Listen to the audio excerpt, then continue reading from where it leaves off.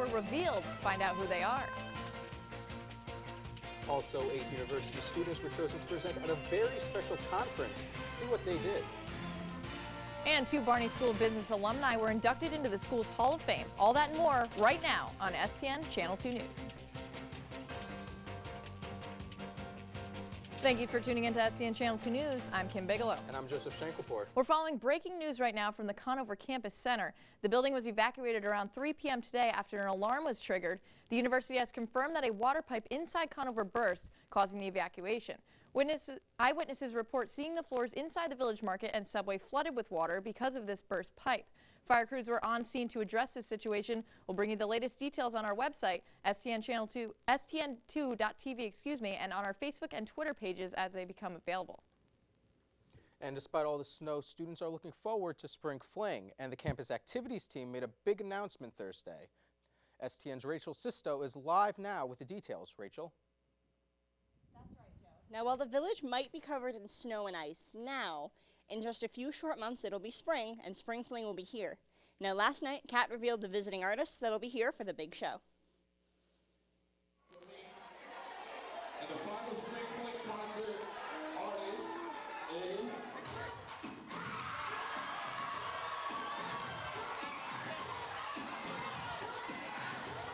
It's official. Sage the Gemini, Ace Hood, and Travis Porter will all be stopping by in April for Spring Fling. The announcement came during Thursday night's artist reveal party. According to Kat's graduate assistant, Lindsay Swan, the artists were chosen back in the fall. They were quietly picked between our director for the campus activities team. She wanted to make it a surprise and wanted to do something special for the students, so we kept it very hush-hush so far for the year. So we thought it would be really exciting to do a reveal party and not tell anybody. This is the first time Kat has hosted a party to reveal the Spring Fling lineup, according to Diamond Tillman, Kat's general manager. We decided to try something a little different this year to hopefully get the students more excited about it. We did a lot of posting on social media to get them pumped up about Spring Flings. In addition to the artists, Kat also announced that comedian Adele Givens, known for her roles in the Players Club and Beauty Shop, will be hosting the Spring Fling Talent Show. Now, auditions for the talent show will take place in March, and Kat plans to announce the times and dates for wristbanding and Spring Fling registration soon. You can find more information about Spring Fling on our website, stn2.tv. Live in the studio, Rachel Sisto, STN Channel 2 News. Thanks, Rachel. The University of Hartford's Barney School of Business has welcomed Thomas O. Barnes Sr. and Roger R. Klein into its Alumni Hall of Fame on Wednesday, January 28th. Barnes and Klein are both former members of the University of Hartford's Board of Regents and were selected from more than 18,000 Barney alumni. University President Walter Harrison told those who gathered for the induction ceremony they are terrific role models for our students and a great source of pride for those of us at the University of Hartford. 8 honor students from the university have been selected to present their research at the National Conference of Undergraduate Research in Washington State. STN has more. From a financial look at hosting the World Cup to analyzing government views on climate change, students at the University of Hartford are making big steps in the honors program. 8 seniors were selected from the highly competitive process to present their research at the National Conference on Undergraduate Research in April. Students have to submit applications. Those are due by early December. They're reviewed, and then students were notified in mid-January that they've been accepted or not. The students' research is based off their senior thesis. They each commit to a topic with a proposal due in October. The topics vary, coming from students from all different majors and backgrounds. I was born and raised in Columbia. Never thought I would be writing a thesis for a private university here in the United States. I'm just really excited to go to the conference and hear other people's presentations. I think it'll be really cool, not only in my field, like politics and rhetoric, but other fields as well, and especially the other students from University of Hartford. I'm interested to see their presentations. This is the second year in a row that students from the University of Hartford have been accepted to attend the prestigious conference. I think it's a way to really distinguish, the particular students, but then just the overall quality of the honors program that we've been able to have. Such a large majority of the students presented for the second year in a row proves the first wasn't just a fluke or anything. So it's wonderful for the honors program. All right. For more information on the honors program, you can visit their website or email Dr. Jones at djones@hartford.edu. Okay, so Kim, tell me, what do you think of all the snow we've been having lately? Oh, I'll tell you, I think I've dug my car out maybe 4 different times, and I'm hearing we're having even more snow, Nick, later this week, so can you tell us what's going on? Yeah, guys, it's been pretty cold, but will it stay this cold? Tune in after the break to find out. And coming up after the break, with already 2.5 snow days, what will the university do if there's more? Also, Red Cap tryouts are coming up. Find out who they are and how you can become a part of it. And later, the Connecticut Poetry Circuit will be stopping by the university to find out where. Stay tuned to 2.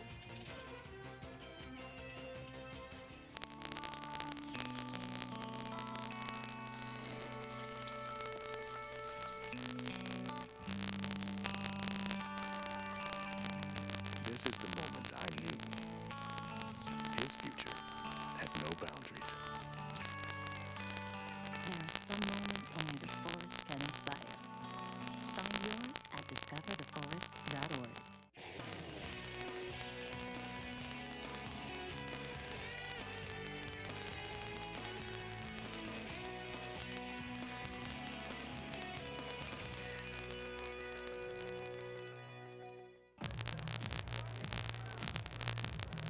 If you drive buzzed, it could cost you around $10,000.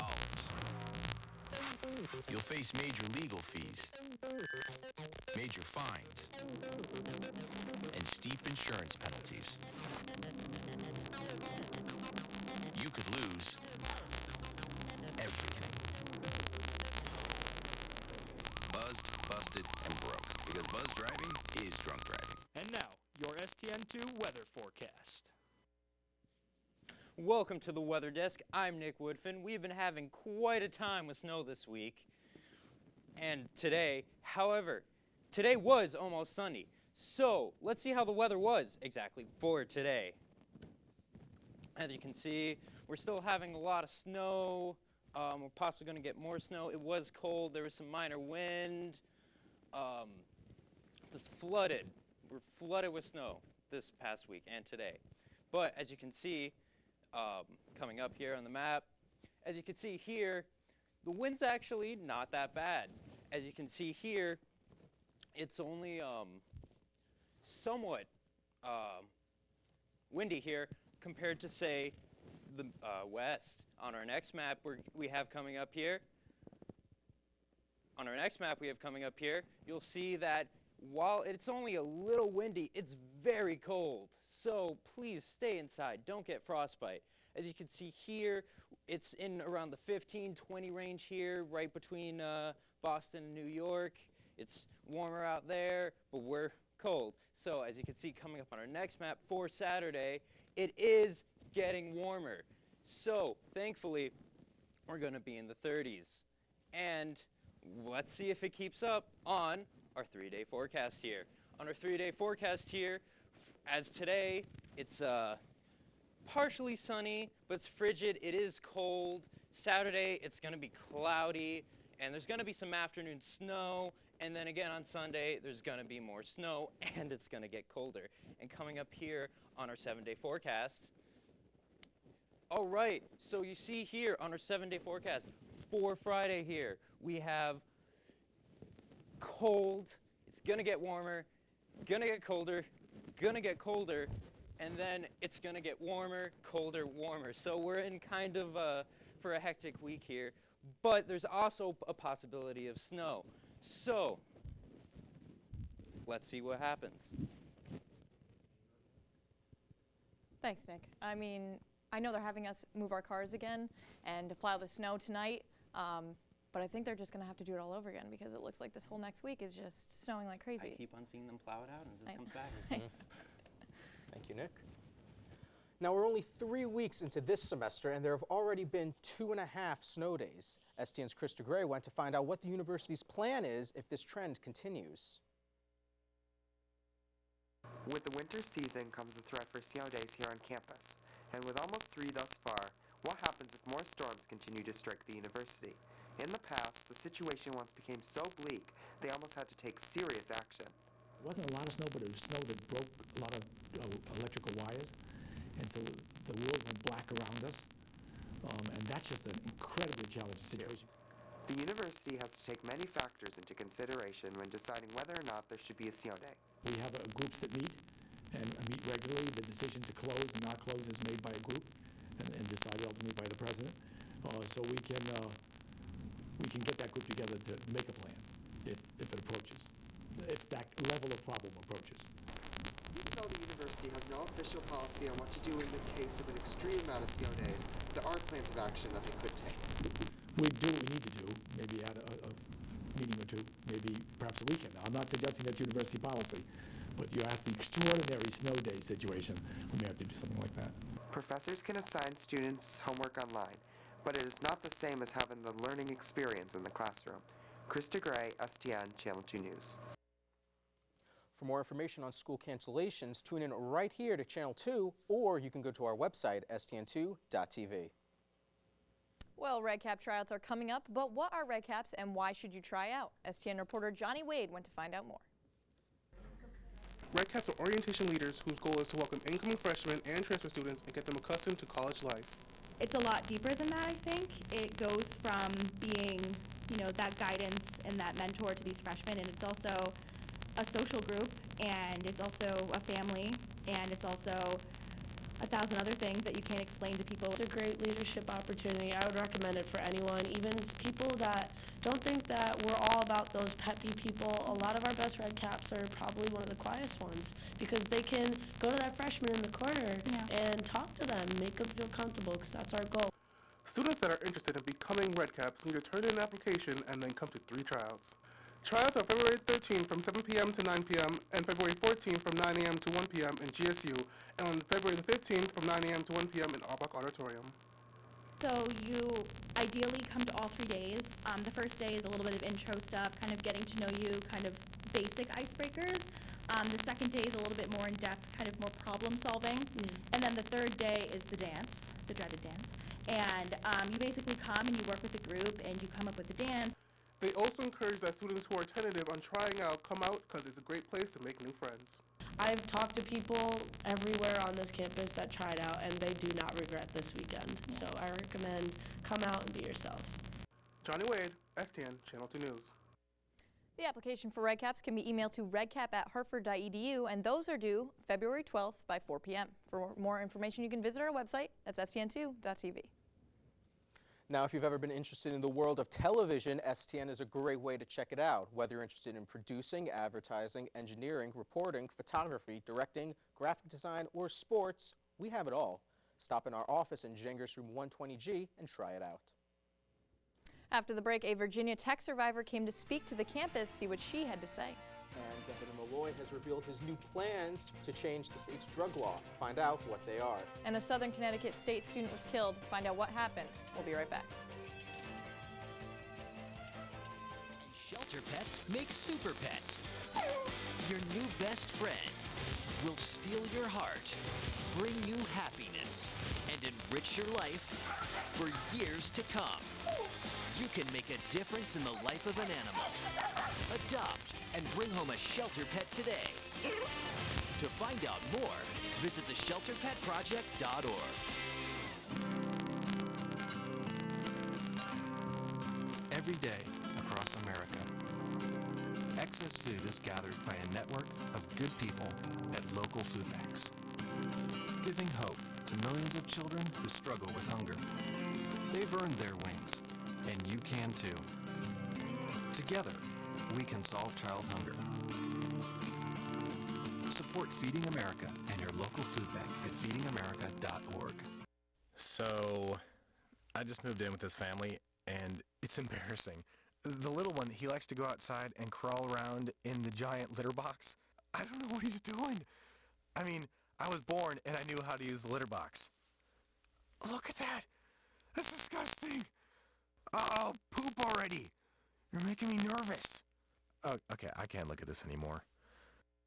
I really hope he grows out of this, for his sake. You're watching STN Channel 2 News. And if you have an idea for a story you would like us to investigate or an event we should cover, tell too. Send us an email to tips@stn2.tv, or you can submit a tip through text message at 860-631-STN2. Also get all of your campus news updates by following us on Twitter. That's twitter.com/STN2. The Hartford Art School Print Club is having its annual print sales starting February 13th and running through the 18th. They'll be selling handmade prints, Valentine's, books, and more. A silent auction will also be held, along with a drawing to win a portfolio of prints made by the faculty in 2014 senior class. The sale will be held at the Silpy Gallery at the Hartford Art School, and an opening reception will be held on Valentine's Day from 5 to 7 p.m. The snow date for that reception will be February 15th from 1 to 3 p.m. Also this past Tuesday, Christina Anderson, a survivor of the 2007 shooting at Virginia Tech, spoke on campus about her experiences and how we can keep our campus safe. STN was at the event to find out more. Since the tragic events of April 16, 2007, Christina Anderson has become a frequent speaker on raising awareness of the importance of school safety and violence prevention. I think it's important to not forget the lessons learned from our incident and help prepare students for, their own safety on campus and life beyond. So in tandem with what law enforcement is already doing, they do active shooter presentations, awareness campaigns. Anderson explained that her experience has taught her to always make a mental map of her surroundings, learn how to minimize risks, and appreciate life. She hopes that her story has helped students learn these things for themselves. I hope all students walk away with a sense of, I'm going to make a plan. I'm going to think about my surroundings. I'm going to realize there's a potential risk to be had wherever I go, and that hopefully it's not just responding to an active shooter situation, but, a burglary or sexual assault. They'll take a second chance to prepare themselves and hopefully intervene to prevent it or respond in a way that's helpful for their safety. In addition to speaking, Anderson has helped develop the Live Safe app, which gives students another way to report on any potentially dangerous behavior. She has also formed the Koshka Foundation to help train students and law enforcement on active shooter awareness.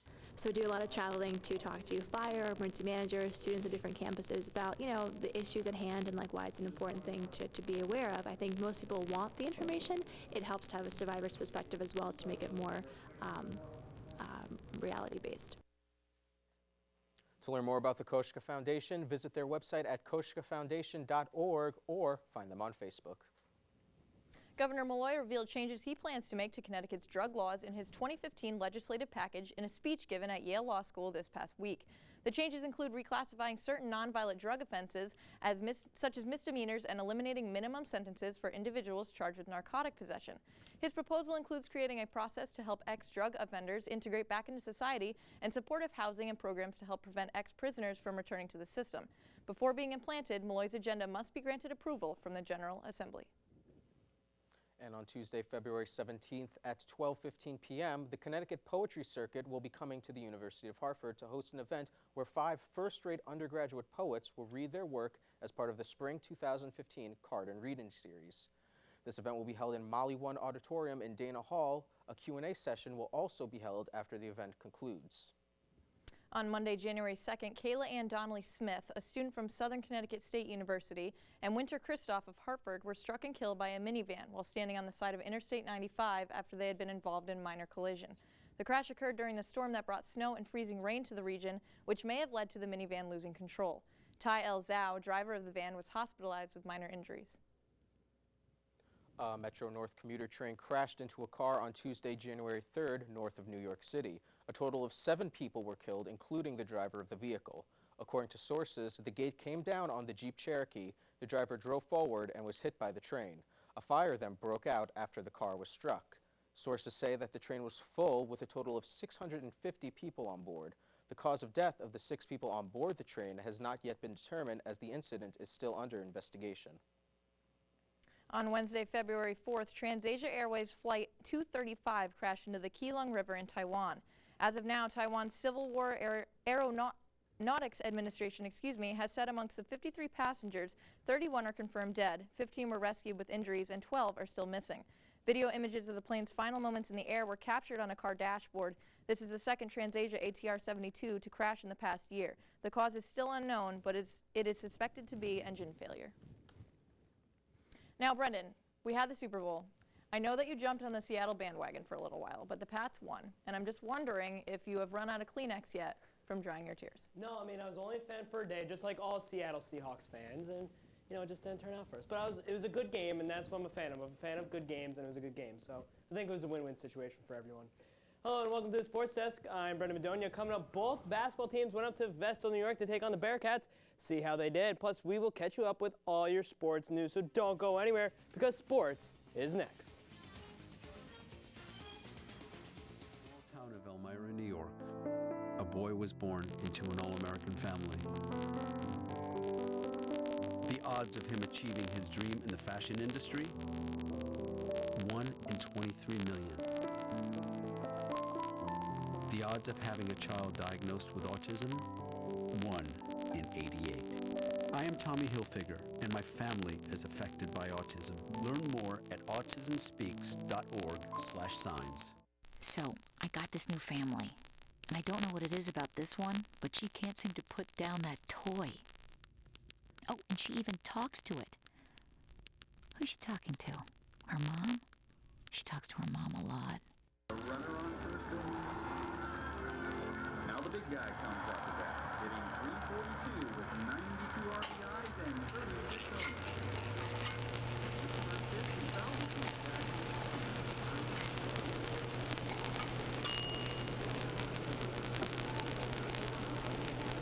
Chill raw and prepared foods promptly.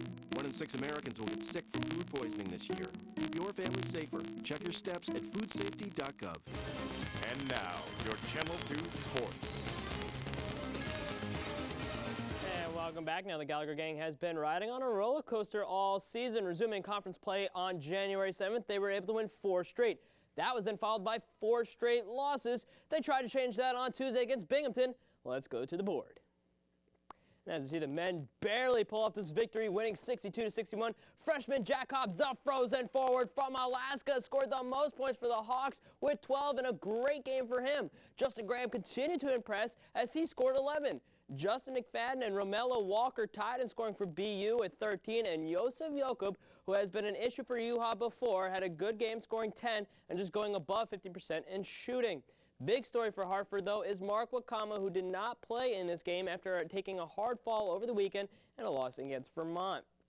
Moving on to the standings, and back-to-back AE champs Albany remain on top and unbeaten in conference play. Now, no team has finished the season unbeaten in the AE conference since Delaware did it way back in 1992.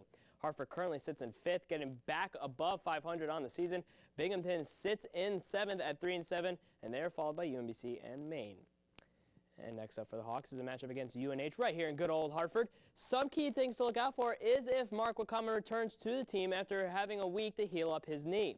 Another thing, too, is to see how both Jack Hobbs and Justin Graham do in this game. Both players have shown some promise in them as new key players on the team. But they will have to face a surprisingly good Wildcats team. UNH is just 1 position ahead of Hartford in the standings, and of course, for the end of the season, the goal is to get the highest seed possible. The game will be on Tuesday at 7 p.m.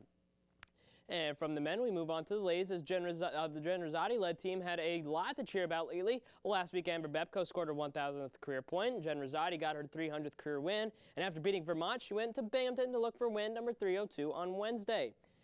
And, well, she got it. The Lady Hawks take the win 51-46. Amber Bepko dropped 18 points in the game along with 6 rebounds. Sherelle Moore also had a huge part in the game, in the win with 13 points, 8 boards, 3 dimes in this game.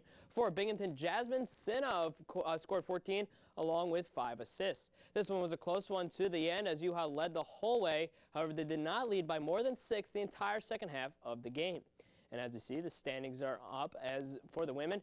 And it looks a little familiar now, doesn't it? Albany on top with a 9-1 record, followed by Maine. And there are the Lady Hawks in third with a 7-3 record. UNH and Stony Brook tied for 4th at 6-4, and that does it for the teams above 500 as UMass Lowell, UMBC, and Binghamton sport low records. And finally, Vermont, who went 4-12 last year, they dropped to 0-10 so far this year. Tough season for those Catamounts. Next up for UHA, it's a trip to Maine as they take on the Black Bears. This is the second time these two will meet this season. Dub Bears won the first game 68-57. However, the Lady Hawks have been hot with both Bepko and Sherelle Moore coming off this big game. Hartford looks to continue their 3-game win streak on Sunday at 2 p.m. And in track and field news, senior Sam Crisafulli set a new school record in the BU Terrier invite this past week. Crisafulli ran the 1,000 meter in 2 minutes and 52 seconds. Now this time beats the old school record, also held by her, by just 4 seconds. Crisafulli now qualified for the New England Championships with this latest feat. And it was announced earlier that Mitch Kallick will be the new coach for the Hawks volleyball team next season. Kallick has 12 years of coaching experience. The last 2 were at Central Michigan. He has also coached at Maryland, Cal State Fullerton, Tennessee, and NYU. Kallick is taking over a Hartford team who for the first time since 1999 finished the season with a record above 500. And if you're one of the 210,000 people to not watch the Super Bowl this past weekend, well, you missed a good one. Of course, the New England Patriots won in a stunning fashion after being down by 10 going into the 4th quarter. It really got interesting, however, in the last 20 seconds as Jermaine Kearse made a circus catch in the red zone with the Seahawks down by 4. But a bad pass to Ricardo Lockett and that was intercepted by Malcolm Butler ended the game, and the Pats hung on as Brady receives his 4th Super Bowl ring. And of course, you can only celebrate the Super Bowl in Boston only one way, on duck boats. The Patriots Championship Parade was held on Wednesday as fans went out and celebrated yet another title in the New England area. Boston is just going to become the parade capital soon. And in New England fashion, the celebration got a little offhand with Gronk chugging a beer in front of the fans, as well as Julian Edelman grabbing a picture of Richard Sherman out of the crowd and punching it. New England also got a congrats call from President Obama. So while New England celebrates yet another title, we'll just have to wait until possibly June for another parade in Boston. And with the Patriots winning the Super Bowl, fans will now turn towards Aaron Hernandez as a former player. Trial starts back up again. STN's Scott Roberts has more. Testimony inside Fall River Superior Court continued Thursday as the murder case involving former New England Patriots tight end Aaron Hernandez entered day 5. Hernandez is accused of shooting and killing his friend, 27-year-old semi-pro football player Odin Lloyd. Lloyd's body was found in an industrial park in North Attleboro, Massachusetts, only a few miles from the New England tight end's home. 9 days later, a warrant was issued for his arrest, and Hernandez was taken into custody by police. The Pats released him from the active roster mere hours later. He was arraigned in September and pled not guilty to first-degree murder charges. In court this week, Shania Jenkins, Lloyd's girlfriend, and Ursula Ward, Lloyd's mother. Prosecutors questioned Jenkins about the days following Lloyd's death, showing surveillance video of her older sister Cheyenne, Hernandez's fiancée, with what appears to be a black trash bag. Cheyenne was previously arraigned on perjury charges, accused of lying to a grand jury almost 30 times after it was alleged she was ordered by Hernandez to get rid of the murder weapon in a box and throw it away. As for Ward, a judge warned her to control her emotions while testifying, this after authorities asked her to identify an autopsy photo of her son in court. And with his involvement in an unrelated double murder from 2012 in Boston, the future looks bleak for Aaron Hernandez. Scott Roberts, STN Channel 2 Sports. Thank you, Scott. Now it's time to take a look into the world of the AHL and the Hartford Wolfpack. It's now time for the Pack Attack. And Sonar and the Pack have been on a good run as of late. After the All-Star break last week, Hartford has had back-to-back wins, though they are off to a bad start in February, losing to Syracuse earlier this week. And they are now 4th in the Eastern Conference standings with a 26-14-3-2 record. They also won 4 of their last 5 games before the All-Star game. They all will hope to rebound after the loss to the Crunch on the road in Bridgeport to take on the Sound Tigers. And as you see, the upcoming games for this weekend, there are none. But like I mentioned earlier, the men will be back here on campus on Tuesday to take on the UNH Wildcats. All right. Well, thanks, Brendan. That'll do it here for us at STN Channel 2 News. I'm Kim Bigelow. And I'm Joseph Shanklepore. And we'll see you right back here next week, same time.